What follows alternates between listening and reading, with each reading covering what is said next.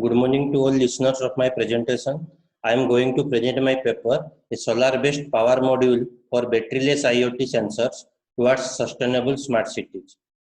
These are my presentation outlines: age, introduction, novel contribution of this paper, proposed solar energy harvesting system with power management unit, simulation results, conclusion and future directions, and finally the references. Most of the edge devices are battery powered and the end node devices has to on for longer period of time for gathering information. The power supply is a crucial parameter and should be available always for the sensors. The fixed batteries have limited lifetime and gets drained out after an interval.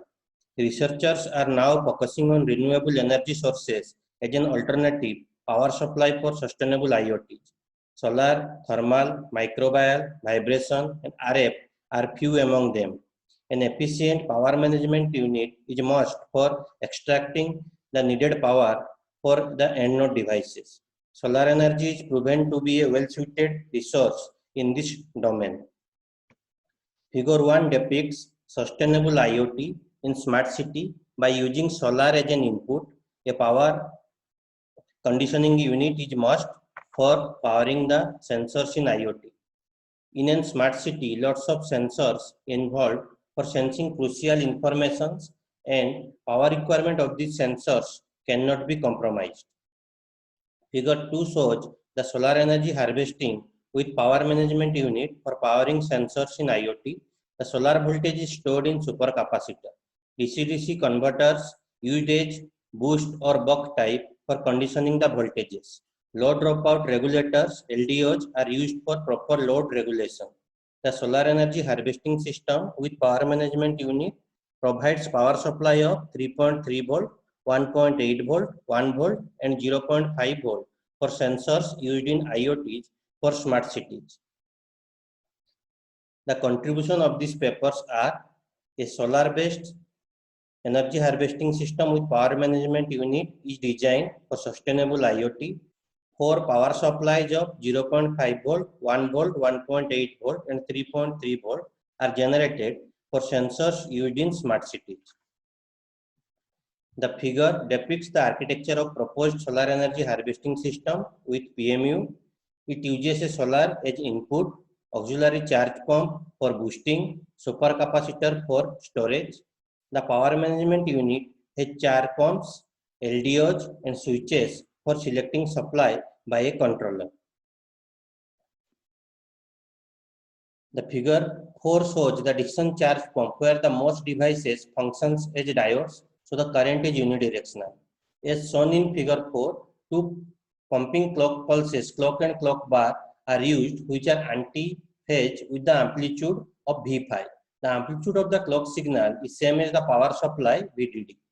The voltages are pumped into the circuit through the capacitors C1 to C4. The voltage variation at each pumping node is expressed as described in the following expression of delta V, where the C is the capacitance of C1 to C4, F is the clock frequency, Cs is the parasitic capacitance, I node is the output current. Integrated capacitors and switches can be easily partitioned. The standard cell configuration as shown in figure 5 sets the conversion ratio. It also requires two non-overlapping clocks, clock and clock bar. When the clock is high and clock bar is low, capacitor is charged to Vin minus Vout.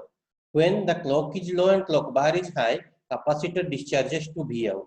The Vout is equal to Vin minus Vout, that gives Vout of 0.5 Vin, and it is depicted in figure 6.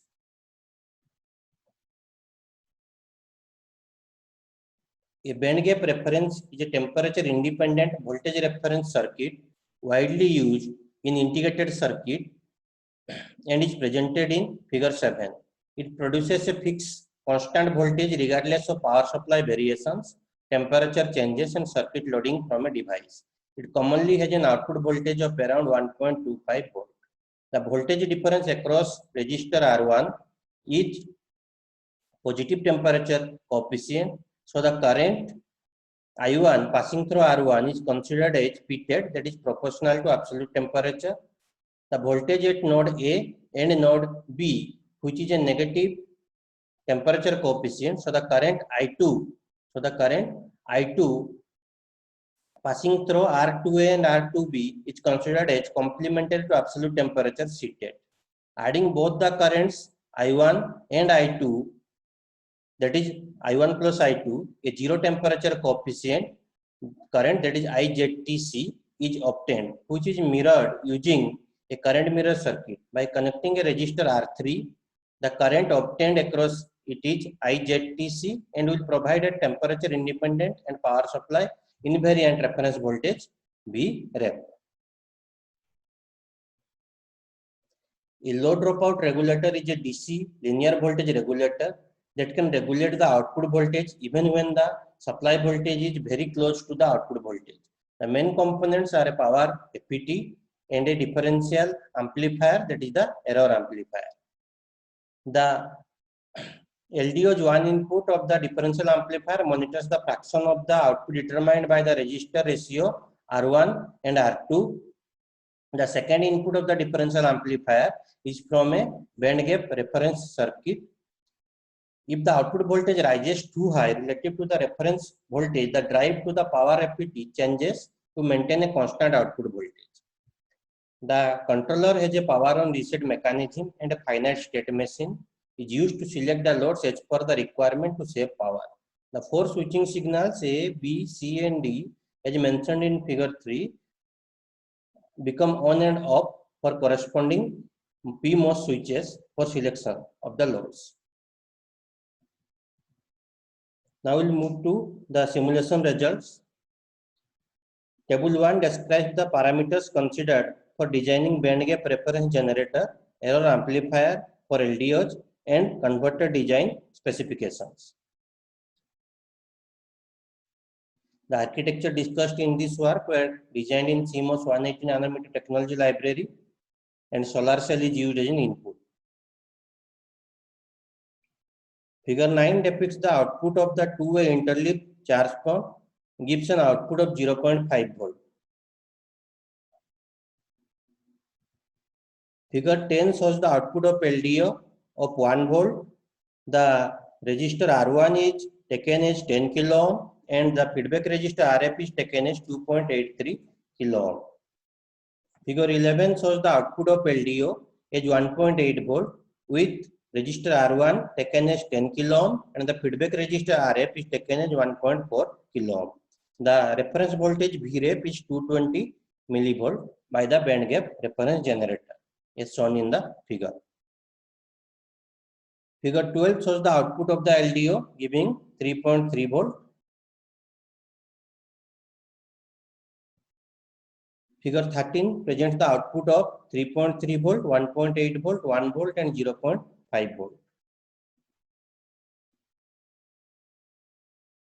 This work is compared with the other low energy harvesters and is presented in table 2.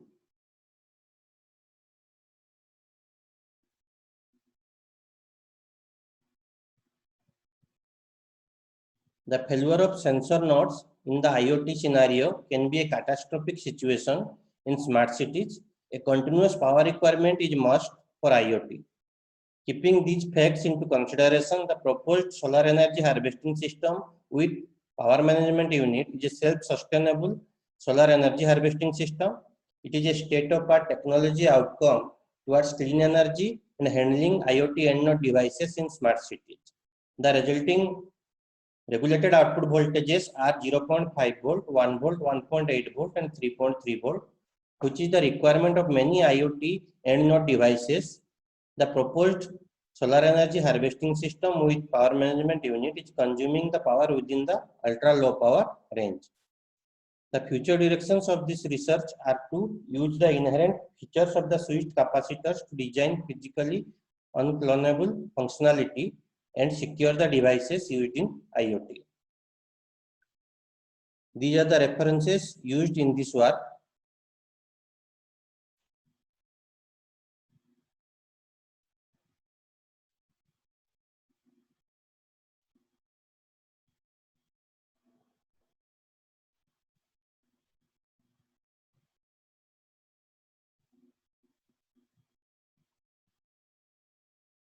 For any queries, you can contact to this mail ID.